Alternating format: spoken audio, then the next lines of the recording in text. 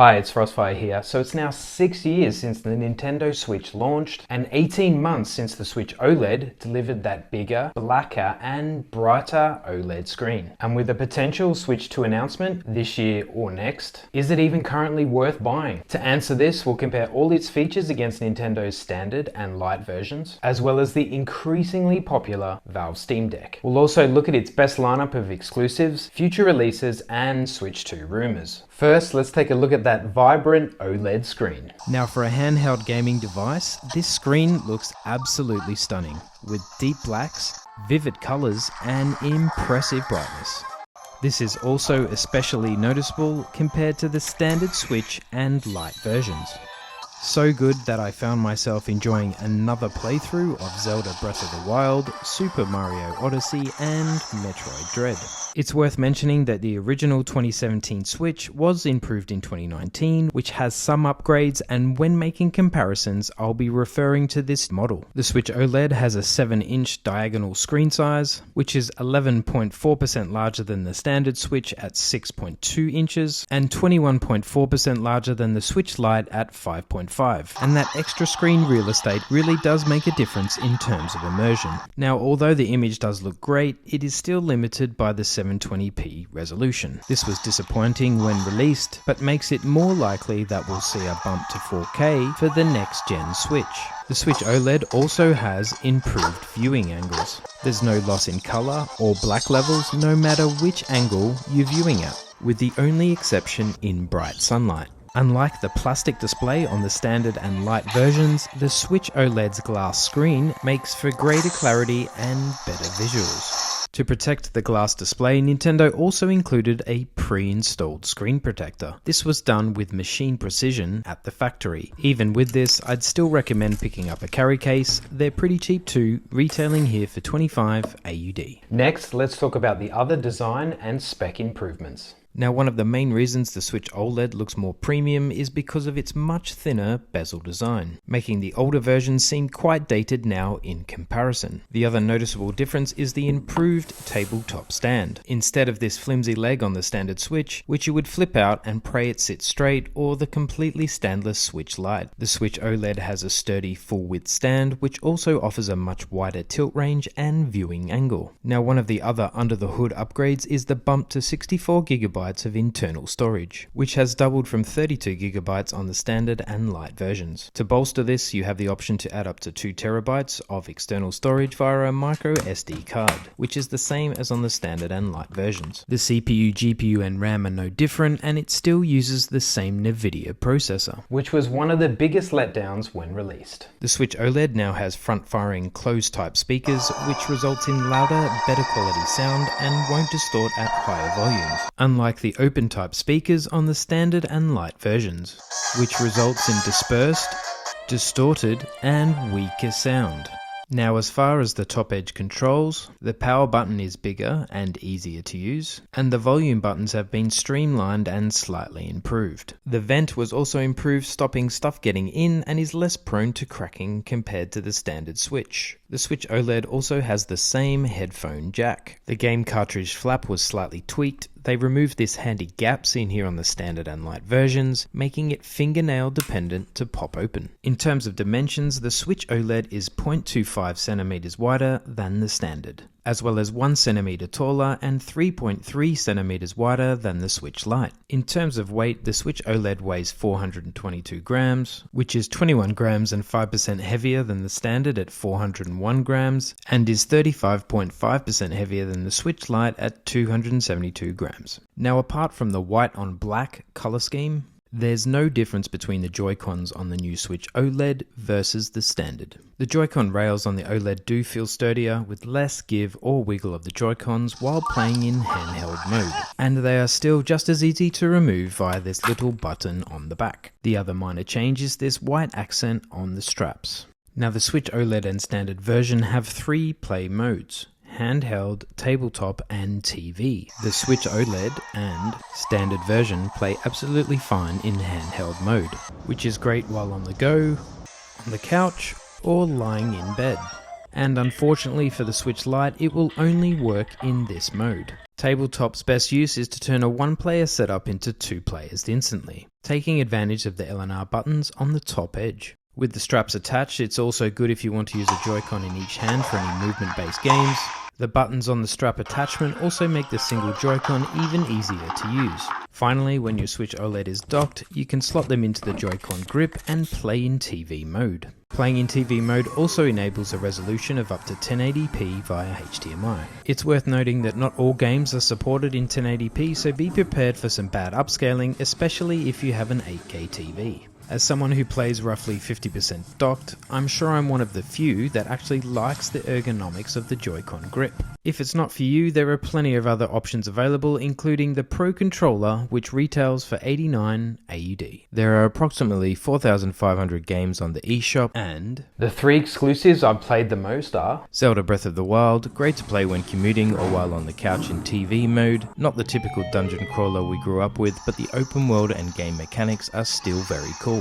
Metroid Dread is a worthy addition to the series with great bosses, familiar upgrades, and new weapons. I tend to play this at night to get the most out of the run and gun gameplay and creepy alien environments. And finally, Mario Kart 8 Deluxe, which is great in all 3 play modes and especially with family and friends. The Booster Course DLC gives you an extra 32 tracks to date and another 16 before the end of 2023. The 3 non-exclusives I've also enjoyed. Cuphead is a run and gun action game heavily focused on boss battles, with 1930s hand-drawn cartoon visuals mixed with retro jazz music. Both the original Cuphead and DLC make for one of the hardest games of all time. Streets of Rage 4 is a playful revival of the old 90s beat-em-up and a great game to jump into if you've had a bad day. The Mania modes are also fun after you've beaten the game, however multiplayer co-op is where this game really shines. And finally, Dead Cells Return to Castlevania, which has many iconic weapons from the series coupled with a remix soundtrack. 3 boss fights including Dracula and that fun biomes format with a unique playthrough every time. So the dock in general has had some nice polish from Nintendo. It now has a glossy interior coating that is softer than the rough matte plastic on the standard dock, which helps prevent scratching on the screen, and they've also added some felt cushion. Behind the back plate they added a LAN port to help you run and download games faster alongside the existing wireless option. You could still do this on the standard Switch, but it required a USB to LAN adapter purchased separately. The only downside of the OLED dock compared to the standard is this strange wobble. The battery life of the Switch OLED ranges between 4.5 to 9 hours. The battery life does depend on the game you're playing. For example, it will last 5.5 hours for Zelda Breath of the Wild.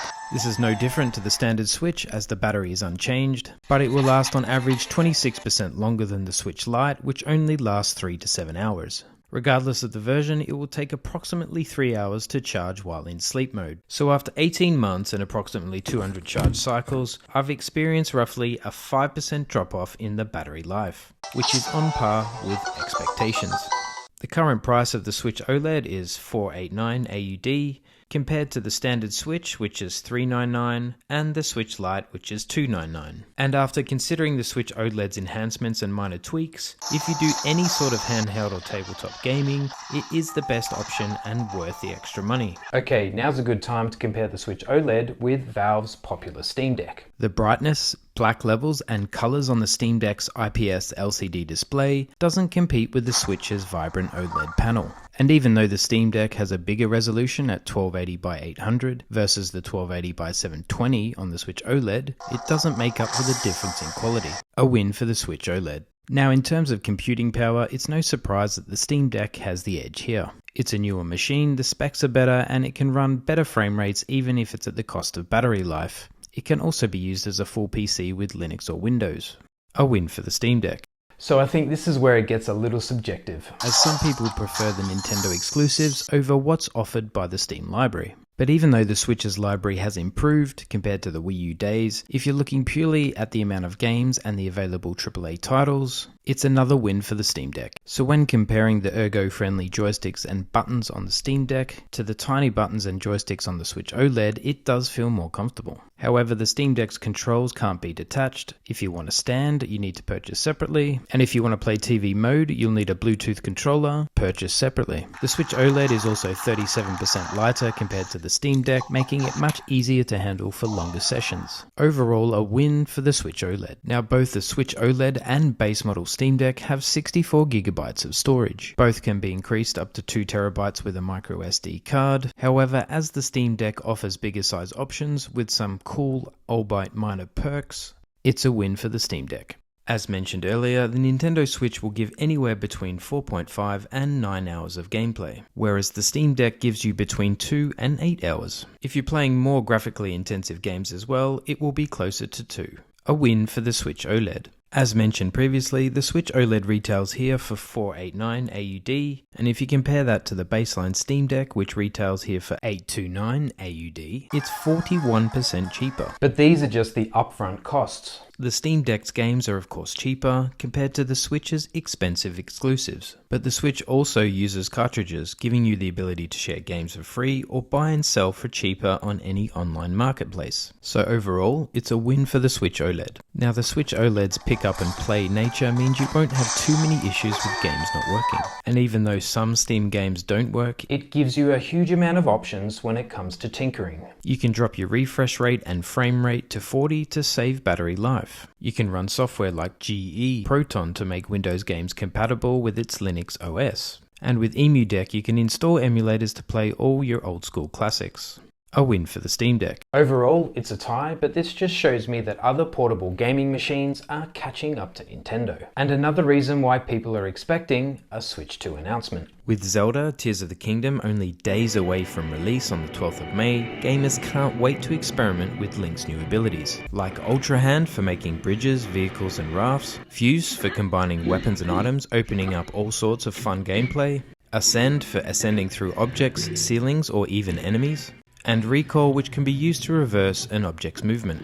And whether Zelda returns to the dungeon crawler format or not, it will most likely win Game of the Year 2024. Something to think about. The only other Nintendo exclusive which may entice you is Metroid Prime 4. In February this year, Nintendo released one of the best remasters of all time for Metroid Prime. They fixed the main problem with the original game, the controls, and updated the models and textures. And since Metroid Prime 4 was teased back in E3 2017, the only hint this game is still in development was a Nintendo UK survey revealed in March this year, alluding to the fact that although there's progress, it's unlikely to release this year and could be a launch title for the Switch 2 in 2024 or beyond. Which brings us nicely onto rumours for the next gen Switch, Switch Pro, Switch 2, or whatever you want to call it. As the existing Switch is up to 1080p docked and 720p handheld, we would expect a docked resolution of 4K and 1080p for handheld. This was substantiated in October 2021 as the Realtek chip inside the OLED dock was advertised as 4K UHD multimedia system on chip. A Nvidia leak in March 22 suggested ray tracing support, which we've loved on the PS5 and Xbox Series X, so again seems like another logical upgrade. The same leak also suggested deep learning supersampling. This basically means it will utilize AI to supercharge its graphics, increasing frame rates and resolution.